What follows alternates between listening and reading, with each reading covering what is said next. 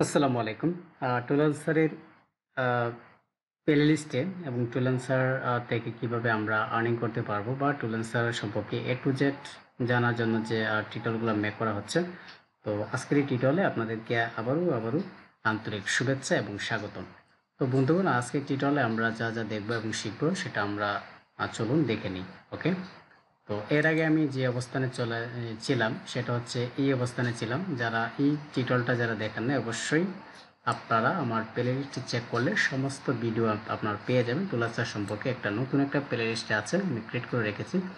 সেখান থেকে ধারাবাহিকভাবে কিন্তু আমি এগুলো সেট আপ করেছি। আপনারা চাইলে একটার পর একটা আপনারা দেখে নিতে পারেন। ওকে, তো তারপরে বন্ধুগণ, আমরা এখানে যদি ক্লিক করি, দেখুন এখানে ক্লিক করলে আমরা প্রোফাইল কিন্তু শেষ করে ফেলেছি। এটা ড্যাশবোর্ড আমরা পরে দেবো, ড্যাশবোর্ড দেখার কিছু নেই। এখান থেকে আমরা পেমেন্টসে আসবো। ওকে, আমি এখান থেকে পেমেন্টস অপশনটাতে আসছি। ওকে, তো পেমেন্টসে আসার পরে এখান থেকে চারটা অপশন এখান থাকবে। একটা হচ্ছে ওয়ালেট, একটা হচ্ছে পে আউট, একটা হচ্ছে ডিপোজিট, একটা হলো ইনভয়েস। এখান থেকে ওয়ালেটে এখানে যেটা হচ্ছে অ্যাভেলেবল মানি, যেটা আপনি উইথড্র করতে পারবেন, সেটা হচ্ছে ওয়ালেট। আর এটা হচ্ছে buyer safe. Work others are doing for me, আমার জন্য যে অন্যের কাজ করবে সেটা হলো বায়ার সেফ থাকবে। আর work I am doing for others, আমি যার জন্য কাজ করছি সেটার জন্য যেটা থাকবে সেটা হলো সেলার সেফ। এখানে work other R doing for me, আমার জন্য যেটা কাজ করবে সেটা হলো বায়ার সেফ, আর আমি যার জন্য কাজ করতেছি সেটা হলো সেলার সেফ। আচ্ছা, তো এখান থেকে দেখতে পাচ্ছেন বিলিং ইনফরমেশনটা আপনাকে ঠিকঠাক করে নিতে হবে। বিলিংস ইনফরমেশন আপনার লিগেল নেম থাকবে, এখানে ট্যাক্স নাম থাকবে, অ্যাড্রেস থাকবে, তারপর অ্যাড্রেস স্টেট আপনার চাইলে এখান থেকে দিতে পারেন।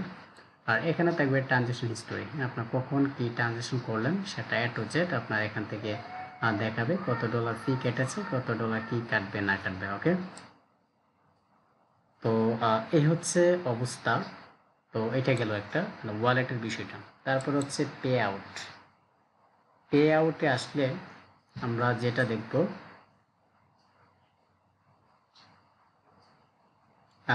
পে আউটে আসলে আমরা যেটা দেখব, আমি একটু ওয়েট করছি। পে আউটে আসার পরে আমরা এখান থেকে উইথড্র করতে পারবো। চাইলে আমি কিন্তু আমার এই যে ব্যালেন্সটা আছে সেটা আমি উইথড্র করতে পারবো।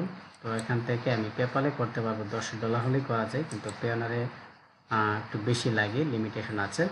তো যাই হোক, তো এখান থেকে আমরা যারা আমরা প্রথমে আসবো, এখান থেকে আমাদের কোনো পেমেন্ট মেথড দেখাবে না। আমরা এখান থেকে পেমেন্ট মেথডটা তৈরি করে নেব, অ্যাড করে নেব। ঠিক আছে, তো এখান থেকে আমার দুইটা পেমেন্ট মেথড অ্যাড করা আছে, একটা হলো পেপাল, একটা হচ্ছে পেওনিয়ার। তো এখান থেকে ক্লিকটা যদি পে আউটে যাই, যাওয়ার পরে এখান থেকে আমরা সিলেক্ট করব। সিলেক্ট করার পরে অথবা এখান থেকে পেয়ার সিলেক্ট করব। সিলেক্ট করে এই যে এখান থেকে দেখাচ্ছে যে অ্যামাউন্ট মাস্ট বি মোর দেন অথবা ইকুয়াল 20। এখানে $20 মতো হবে। যদি হয় তাহলে আমরা এখান থেকে উইথড্রটা করে নিতে পারবো। ঠিক আছে, তো এই হলো ক্রিয়েট পে আউটের অবস্থা। ঠিক আছে, একটা আমরা ওয়ালেট দেখলাম, ওয়ালেটে আর আমরা যখন পেমেন্টটা উইথড্র দেবো, উইথড্র দেওয়ার জন্য আমাদের এখান থেকে পে আউটে চলে আসতে হবে।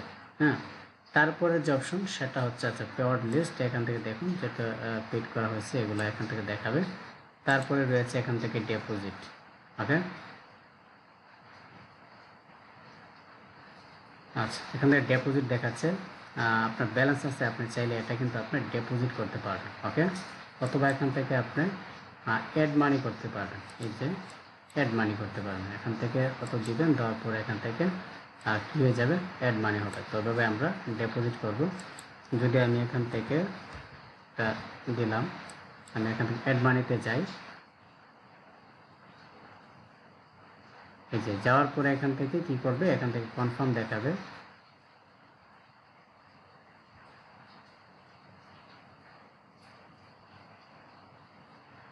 ওকে, তাহলে এই অপশন আসার পরে এখান থেকে আমাদের যে কান্ট্রিটা সিলেক্ট করতে হবে, যে কার্ড থেকে আমরা ডিপোজিটটা করবো সেই কার্ডটা সিলেক্ট করতে, কার্ডের কান্ট্রি সিলেক্ট করতে হবে, কার্ড সিলেক্ট করতে হবে। এখান থেকে এটার এক্সপায়ার ডেটটা আপনারা সিলেক্ট করবেন, হোল্ডার নেম এবং জিপ কোডটা দিবেন।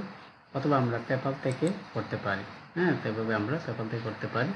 তো যাই এটা আমি দেখালাম যে আমরা কিভাবে ডিপোজিট করব যদি আমাদের ডিপোজিট করার প্রয়োজন পড়ে। তারপর রয়েছে এখান থেকে ইনভয়েস, মানে চালান তোলা অথবা চালান করা, উত্তোলনটা মানে কখন হয়েছে সেটার একটা অবস্থা থাকবে। ওকে, তো ভিউয়ার্স আজকের এই টিউটোরিয়ালে কিন্তু আমরা এই বিষয়গুলো দেখলাম, যে 4টা বিষয়। এক নাম্বার হচ্ছে যেটা দেখলাম সেটা হলো ওয়ালেট আমরা দেখলাম, পে আউট দেখলাম, তারপরে ডিপোজিট। আচ্ছা, ইনভেস্টটা একটু আসুক, আমরা ইনভেস্টটা একটু দেখে নেব। ওকে, তো এখান থেকে যেগুলো ইনভেস্ট হয়েছে, ইনভেস্ট বলতে আমার যে ডকুমেন্টগুলো, ঠিক আছে, আমাদের ডকুমেন্টগুলো আপনি যদি যত ধরনের লেনদেন করে থাকেন, ট্রানজ্যাকশন করে থাকেন, প্রত্যেকটা লেনদেন বা ট্রানজ্যাকশন একটা ডকুমেন্ট থাকবে।